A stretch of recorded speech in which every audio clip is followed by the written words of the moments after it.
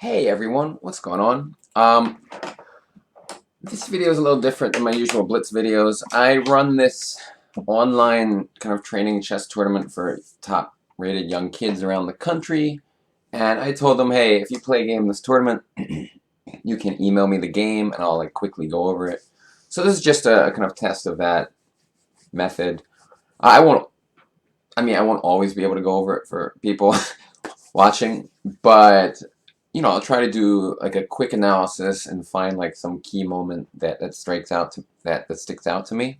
One thing I do, especially with kids rated like under or anyone rated under 2200, under 2300, is a lot of the time the mistakes that are made are like instantly visible to me. So like you'll think for 20, 30 minutes in a game and I'll know within 2 seconds that the move you play just doesn't make any sense because of experience. And I think these types of mistakes and kind of evaluations are really valuable because it teaches you experience and knowledge. It's not like I see a tactic that requires 5 moves of calculation or something. It's like, hey, in this kind of position, this type of move is generally good because of X, Y, Z. I haven't even looked at the game yet, so I'm going to see it for the first time with you guys. These players are really good. Like, the guy with white is, I think, #1 in the country for his age, or very close to it. And the player with black is also above 2,000, a young player as well. So we have a Najdorf, I'm guessing. Yep. And again, I won't focus on the opening too much unless it's something like really obvious. Knight b3. Yeah, like this is like a super sharp line. I'm not a huge expert at it, to be quite honest. But all these moves are pretty normal. When I make these videos, I will focus on what I think is the key moment of the game, when something starts to go really wrong, you know? So this is probably all theory. Again, I don't really play this line. Okay, b4 looks logical. This is the player with white has also done his own annotations. But yeah, if b4, the idea is if pawn takes knight, pawn takes knight, pawn takes bishop, pawn takes queen check. I'll demonstrate, even though it's not super deep. So before moving the knight, you can do that in order to keep white's knight away from d5. And something like b4, knight d5, probably you can do something like this. It's probably like a normal position. And at some point, white might trade these and get a knight on e4 or something like that.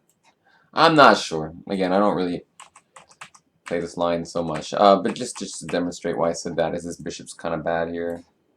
So if you get a knight on e4, it sort of dominates the bishop. But it should probably be okay for black anyway. We have some lines on the queen side. It's probably all theory, so I don't know. But anyway, he played knight h5. Again, I just don't play this line. Wait, did I just undo the game? I think I did. Oh wait, where'd the game go? Did I like delete the game? I'm gonna open it up again. Sorry about that. Alright. I think I accidentally overwrote the game when I was analyzing that. Oh no, b4 was played. I'm sorry. They're saying knight h5 is also a move. Okay, b4 looks pretty normal. Oh, so all this stuff was played. Alright. g1. So yeah, I guess the point is if bishop d3, he wins the g-pawn. So he's defending that. h4 would work also. I don't know what moves better. Somehow h4 looks more normal to me, but alright. It's not the end of the world. a5, black wants to go a4, obviously. Bishop d3 looks kind of interesting. Let's see, is that what he does? Yeah. And the point is after take, knight to d2. And this is what happened in the game, so we'll check that out in a minute. His note says a4. This could be some... This looks pretty good. Yeah. Yeah. Geez. Well, no, I mean...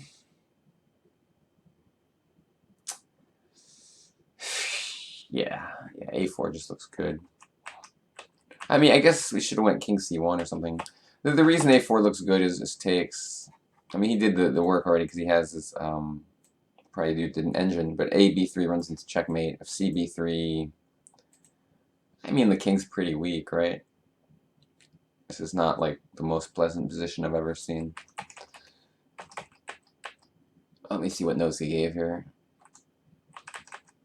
Yeah, but like the king, yeah, we're up a pawn, but the king is like open, so such positions are not pleasant. So what does this whole thing mean? It means something. Like white messed up somewhere.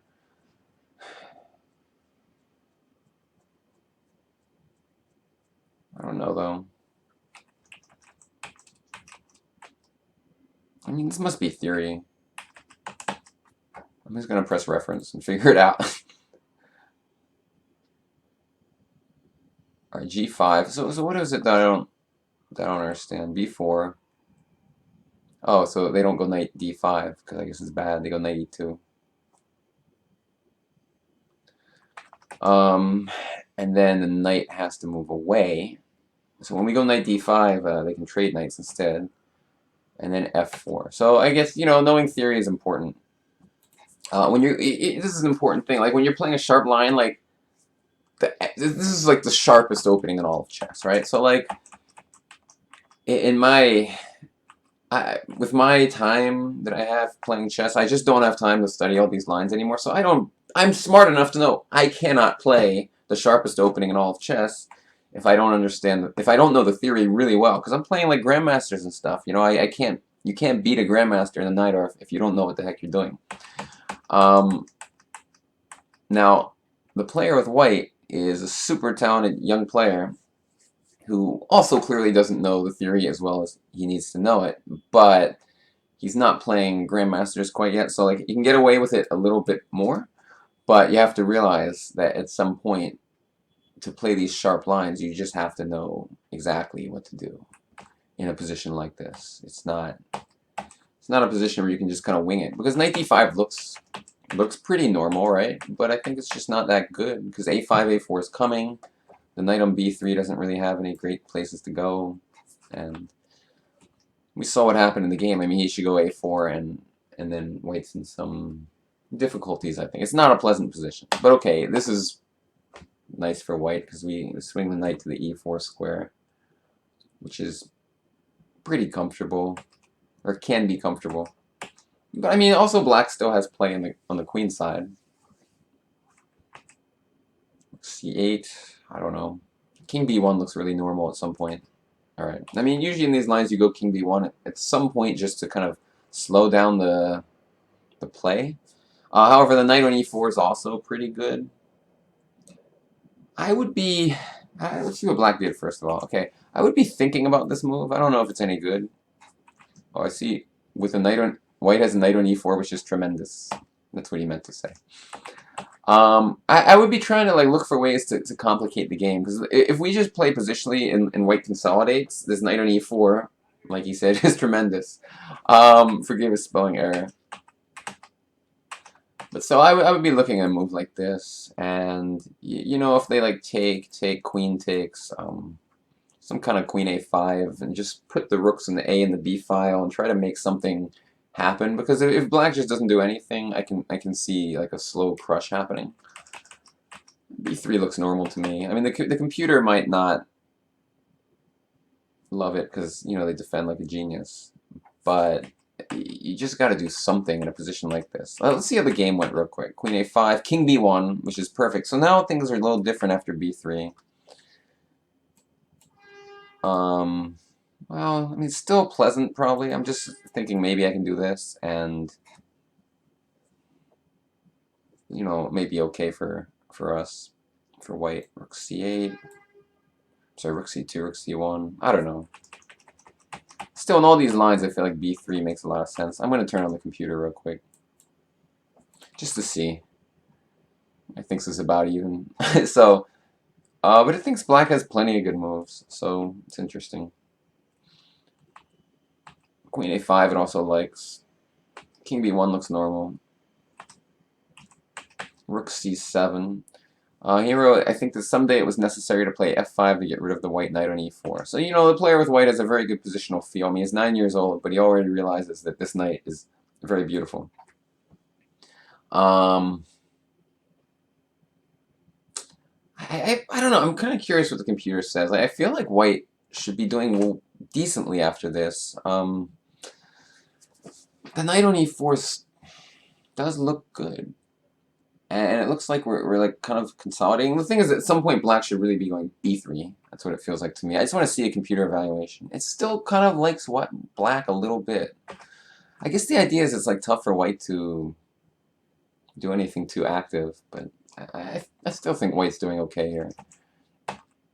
But I really like b3 somewhere around here. What did the computer say again? A takes, queen takes. But yeah, like this position in a practical game, I feel like it's unpleasant.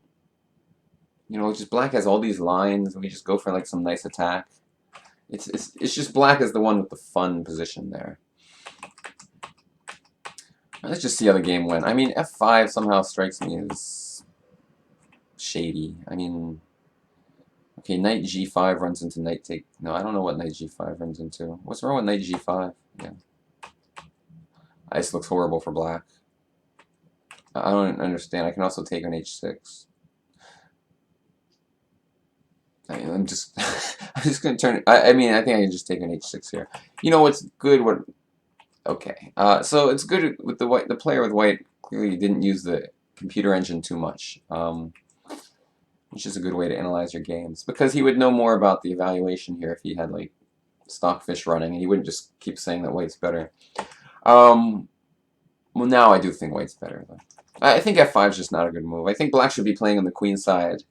Yeah, the knight on e4 is annoying, but you know we still have some queenside play. But he should have played b3. I don't know about this slow build-up rook c7. I know the computer thinks it's fine, but I'm not sure. Rook d2, just defending things. Okay, now b3 comes. So he wrote black does not have any counterplay on the queen side against white's king side attack. Well, let's see what happens here. You see, this is like a little different. I recommended b3 many moves ago when this kind of consolidating structure wouldn't have been possible. So I don't know. Like rook c2 doesn't do that much. I can take on b3. h5. White just keeps coming on the queen side. This looks scary. It doesn't really threaten anything. I don't know what white does here, though. I mean, the thing is he has no threat, and the bishop on e7 is like totally not in the game. If we move the knight in, white's going to swap the bishop for it and just play with good knight against bad bishop. g6 seems fine. Just open things up, I guess. Probably try to infiltrate on the light squares here with e6. Like, you know, we get a queen here. It's kind of nice. Even ideas like this are interesting at some point. But we don't want to remove the knight from e4 either. Let's see what white did. Oh, knight c3. I didn't even see that. I don't... Do we need to see this analysis? Yeah, okay. Probably he should do something like this.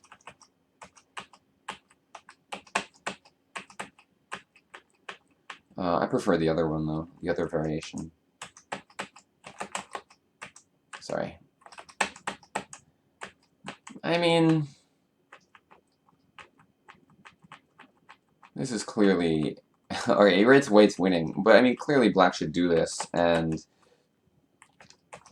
I don't know. I kind of think that black has compensation here.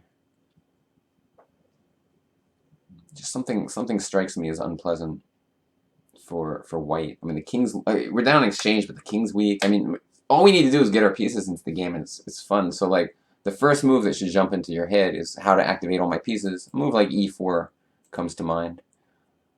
Queen takes, knight e5 or something like that. And it just kind of... Things are jumping into the position, like knight c4. I mean, maybe I'm missing some simple defensive moves like queen b4. But even rook a8 looks pretty pleasant. I don't see the point of... Like queen a1, I don't see the point of doing this. Like maybe just e4. You know, it's tough because the computer could just see the defenses. Bishop f6 runs into queen e6, but I'm not sure it's that good. Like if you take the knight, like check, check, check. So I kind of disagree that this is nice for white. I just don't... In a practical game, I think white's going to have serious trouble here. Let's just turn on the computer and see if I'm right. Oh, you actually can't. Oh, you can see the top. It says black's just winning. Yeah. So, I mean, this is what I'm talking about with, like, just having a feeling for positions. You just have to have a stronger players just kind of evaluate positions with more accuracy and just allowing your king to just become wide open like this just seems really not good. So knight c3 is just not good. Yeah, it's like tough to figure out what to do for white. I'm kind of looking at like queen f1 to h3, but I don't know. I like rook d1, queen f1, queen h3, but it's hard to believe that this is so strong. I mean, the position looks almost balanced because, or at least black is okay because, I mean, you have play on this queen side. Black does. The rook's on c2. I mean, it's not like a one-sided attack for white. So, I mean, the reason that things went wrong is this move rook takes d2, which is a clear mistake. Uh, this is really important in chess, just to have the feeling for when material doesn't matter. And this is clearly one of those cases. Okay, he took. Now he gave a bunch of lines, like queen d4, but this is like not the main point of the game, I think. Knight f6 looks risky. I just realized the queen's not looking good. He wrote, even if black doesn't blunder the queen like in the game, because black will at least lose a minor piece, his light squares will be very weak. What does he mean by that? I'm not sure what he means by that.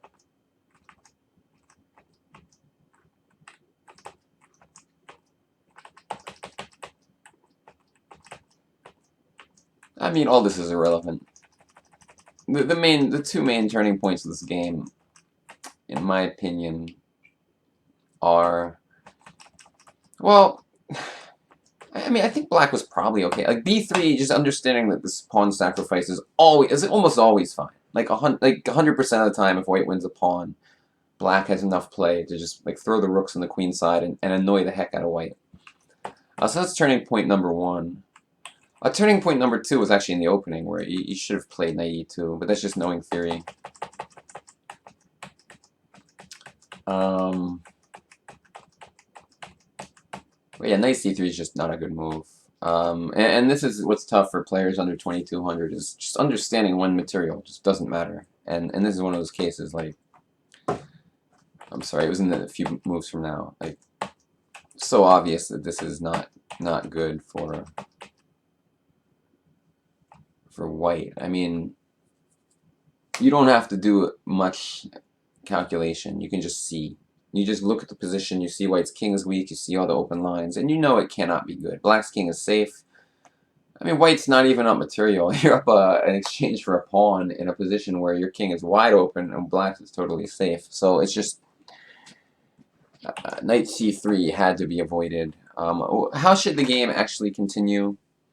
Like I said, I know I pinpointed these weak squares, but I don't know. I mean, I like rook d2 as a starter move.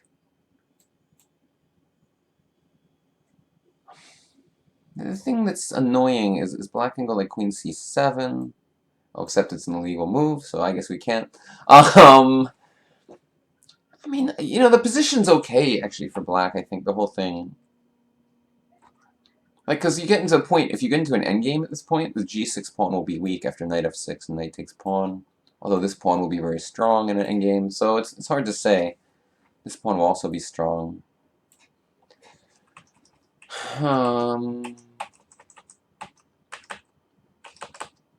So I don't know. Maybe black's just fine the whole time.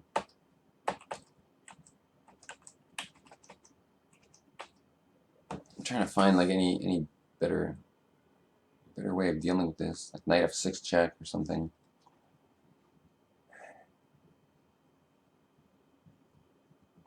I don't know though. I mean, this doesn't really help white that much. I don't see how this helps our attack at all. I mean, we have a knight on e4. Like I said, white has a real good positional feel. For like somebody like 9 years old, that's to understand the knight on e4 versus bishop on e7 and kind of base your whole play around it. It makes sense, but I think in this position there's more dynamic features happening. Like the queen side is treacherous. I mean, black has really good pieces, the rooks and the queen, and even though this bishop is bad, black's activity is like more serious, and it's hard for white to do anything. Like okay, I say rook d1. It looks somehow normal to me, and then what is black's plan? I don't know. I don't know how black should continue. Like I was saying, queen c4 to go like rook c1. We can't go rook takes rook because pawn takes wins. And so let's say you do all this trading. I'm not sure, just rook d3 might be good. Just snapping off this b pawn. So, I mean, rook d1, just consolidate, and I don't know, though. I don't know how the game's going to continue for both sides. It's difficult for both sides to continue here.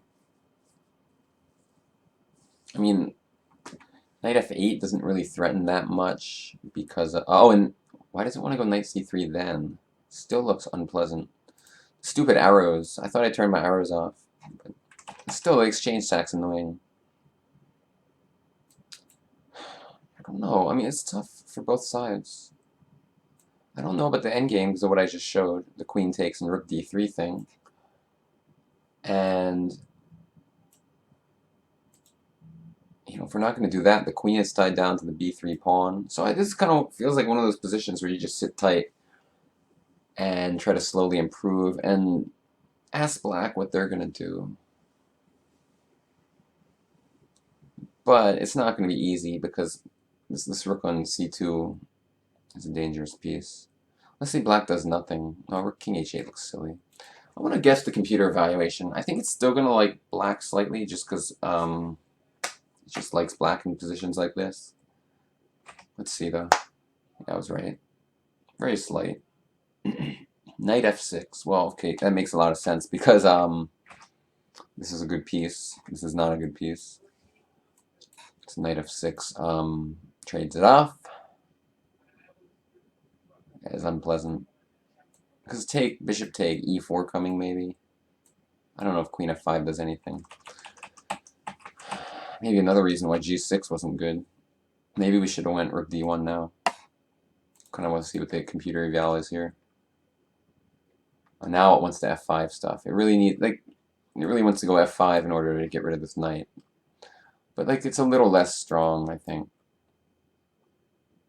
I'll demonstrate. If you look at the main line, it's giving this move e4. It just looks unpleasant for white, the whole thing.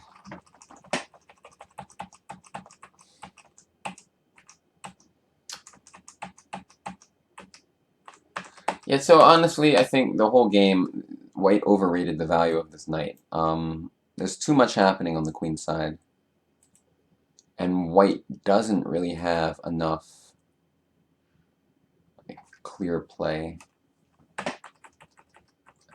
I mean, it's not like a horrible position or anything, but black's activity is more serious than it looks, and it's just hard to see how white does very much. Yeah, and knight f6 is coming. Getting rid of them. And once we go knight f6 and eliminate the knight on e4, it's just everything falls apart. So interesting game. The main lessons from it are, number one, in openings where the theory is very sharp, you just have to know what you're doing exactly. Pretty deeply in this line, especially because it's like the most. I'd say it's like the most sharp opening in chess. It's like very, very high up. Like the Botvinnik variation of the semi-Slav is another example. But you just got to know your theory. Number two is, understanding that black has play in the queen side. Like b3 at any moment creates play, even if you sacrifice a pawn.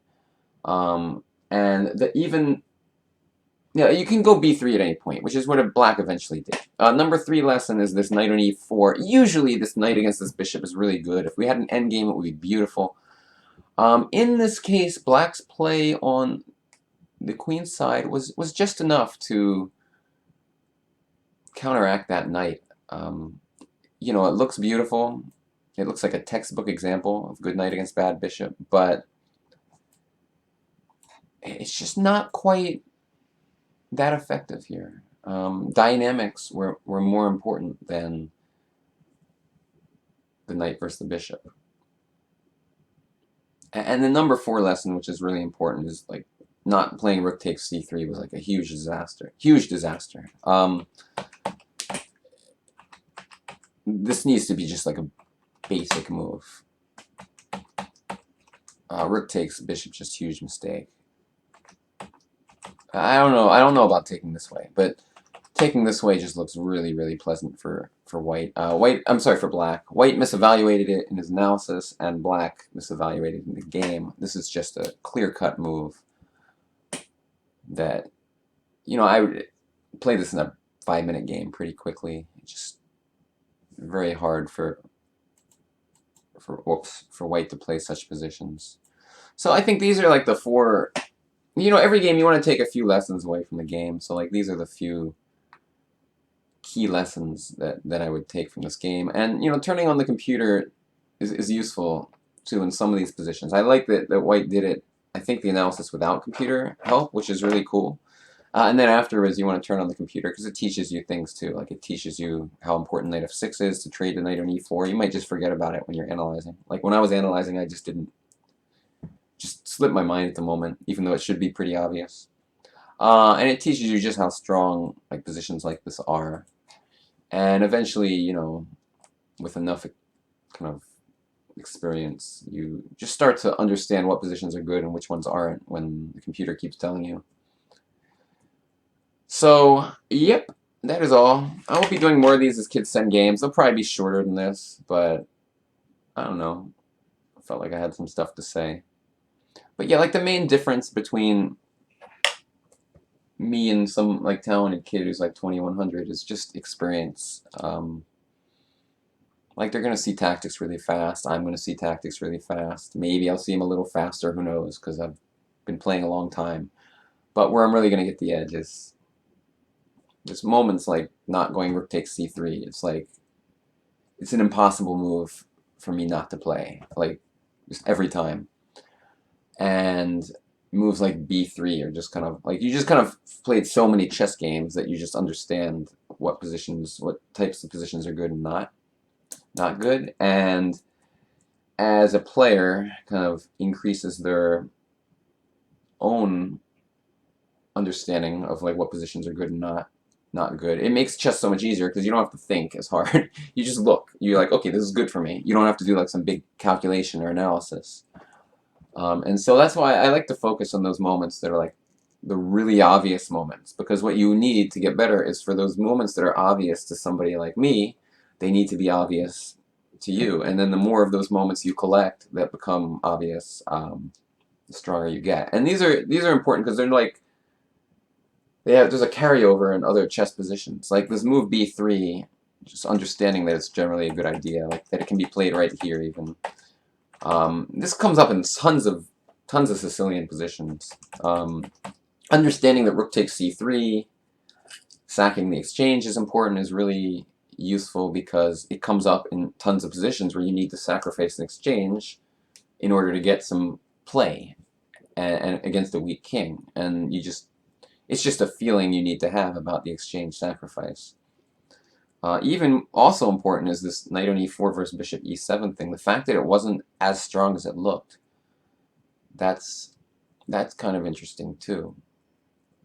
Because you know it looks really good on paper, but somehow black just had enough. I think white should have. I don't know. I don't know what we could have done to deal with that. I think the position is already just fine for black. Like there's not any easy way to deal with it. No, I mean it's just he's gonna go rook c7, rook c8, b3, and it's just gonna happen. So I think black's just okay in this opening. Anyway, folks, thanks for watching. I will see you next time. Bye-bye.